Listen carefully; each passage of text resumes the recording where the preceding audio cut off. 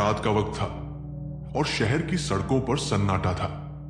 शहर सो चुका था, केवल कुछ बत्तियां जल रही थी और हवाओं में सर्दी घुली हुई थी। रात के आखिरी वक्त में बस स्टेशन से आखिरी बस की आवाज सुनाई दी। अंदर कुछ थके हुए यात्री जो एक दूसरे के लिए अजनबी थे बस में चढ़े और खामोशी से अपनी सीटों पर बैठ गए। उनके चेहरे पर थकान साफ दिख रही थी, जैसे वे सभी किसी न किसी उबाऊ दिन से घर लौट रहे थे। अलेख, एक युवा यात्री, भी उन्हीं में से एक था। वो एक लंबी शिफ्ट के बाद बस में चढ़ा था और अब बस का खामोश सफर उसे घर तक पहुंचाने वाला था। उसने पीछे की सीट पर बैठकर आंखें बंद कर ली और अपने आप को आराम देने की कोशिश की। उसे बस की हल्की सी झंकार और सड़कों पर बत्तियों की हल्की सी चमक के बीच एक अजीब शांति का अनुभव हो रहा था। शुरुआत में सब कुछ सामान्य था। बस अपने रास्ते पर चल रही थी और शहर की गलियां वीरान सी लग रही थी। लेकिन धीरे धीरे अलेख को कुछ ऐसा महसूस हुआ जो ठीक नहीं था। बस ने एक नियमित स्टॉप पर रुकते हुए एक बूढ़े आदमी को अपनी ओर बढ़ते देखा, जो गहरे रंग का ट्रेंच कोट पहने हुए था। वो आदमी बस में चढ़ा, लेकिन अलेख की नजरें उस पर रुक गई। उसकी आंखें खाली और सुनी थी, जैसे वो आदमी सच में वहां नहीं था। अलेख ने इसे अपनी थकान और नींद का असर समझा, लेकिन वो अजीब सा डर बढ़ता ही गया। थोड़ी देर में अलेख ने महसूस किया कि कुछ और अजीब हो रहा था। पहले वो बूढ़ा आदमी अपनी सीट पर गायब हो गया और उसके स्थान पर सिर्फ उसका छोड़ा हुआ कोट पड़ा था।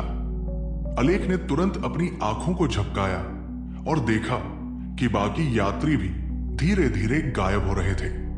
एक महिला जो खिड़की के पास बैठी थी अचानक से जैसे गायब हो गई थी, जैसे वो कभी थी ही नहीं। बस में अचानक से सर्दी का माहौल बन गया और अलेख ने देखा कि बस का घड़ी का कांटा एक ही समय पर रुका हुआ था। हर बार जब भी उसने घड़ी देखी वो वही समय दिखा रही थी। अब अलेख का डर बढ़ने लगा। वो बस के ड्राइवर की ओर मुड़ा, जो एक सामान्य मंझले उम्र का आदमी था। उसने ड्राइवर से सवाल पूछा, क्या ये सब ठीक है?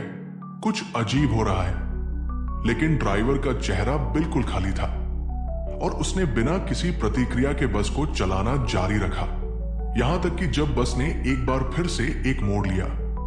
अलेख ने महसूस किया कि वे वही रास्ता बार बार गुजर रहे थे, वही इमारतें, वही स्टॉप, जैसे बस एक चक्रव्यूह में फंसी हुई हो। अलेख ने गहरी सांस ली और एक बार फिर से ड्राइवर से सवाल किया, लेकिन ड्राइवर का चेहरा अब बिल्कुल भी नहीं बदला। वो जैसे एक शून्य में खोया हुआ था। अब अलेख की घबराहट और बढ़ गई थी। उसे लगा जैसे इस बस में कोई और नहीं है, या फिर जो भी यात्री हैं, वे अब उसे अजनबी और असहाय महसूस करवा रहे थे।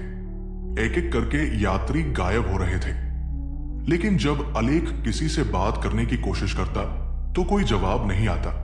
लोग जैसे उसे देख भी नहीं रहे थे और उनका चेहरा भी कभी बदलता तो कभी वही रहता। अलेख को यह समझने में देर नहीं लगी कि यह बस समय के एक अजीब चक्र में फंसी हुई है। वो समझ गया कि यह बस कभी अपने रास्ते से बाहर नहीं निकल सकती और इस चक्र में फंसे लोग हर बार वही यात्रा करते हैं। वे अनगिनत बार उसी बस में यात्रा करते हैं, बिना ये जाने कि वे कब और क्यों यहां फंसे हैं। अब अलेख ने कई बार कोशिश की कि वो बस से बाहर निकल सके। वो अलग अलग स्टॉप पर उतरने की कोशिश करता, लेकिन हर बार वो खुद को उसी बस में पाता, उसी ड्राइवर के साथ, वही यात्री और वही घड़ी जो कभी नहीं बदलती। अलेख ने महसूस किया कि इस चक्र से बाहर निकलना लगभग नामुमकिन है। ये बस सवारियों को न सिर्फ एक जर्नी पर ले जाती है, बल्कि उन सबको एक भटकते हुए वृत्त में फंसा देती है। वे सभी मृत लोग हैं, जिनकी मृत्यु अजीब परिस्थितियों में हुई थी। ये लोग कभी न खत्म होने वाली यात्रा पर सवार हैं और ड्राइवर भी एक मृत व्यक्ति है जो इस यात्रा को अनजाने में चला रहा है।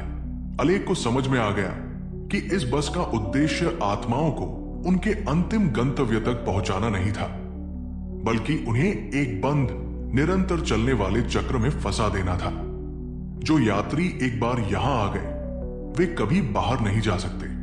वे हर बार वही यात्रा करेंगे, फिर से और फिर से, बिना किसी उम्मीद के। अब अलेख के पास सिर्फ एक ही विकल्प बचा था।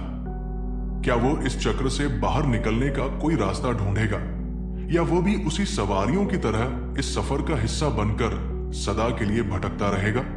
आखिरकार एक रात जब बस अपने रास्ते पर थी और घड़ी ने वही समय दिखाया, अलेख ने एक आखिरी प्रयास किया।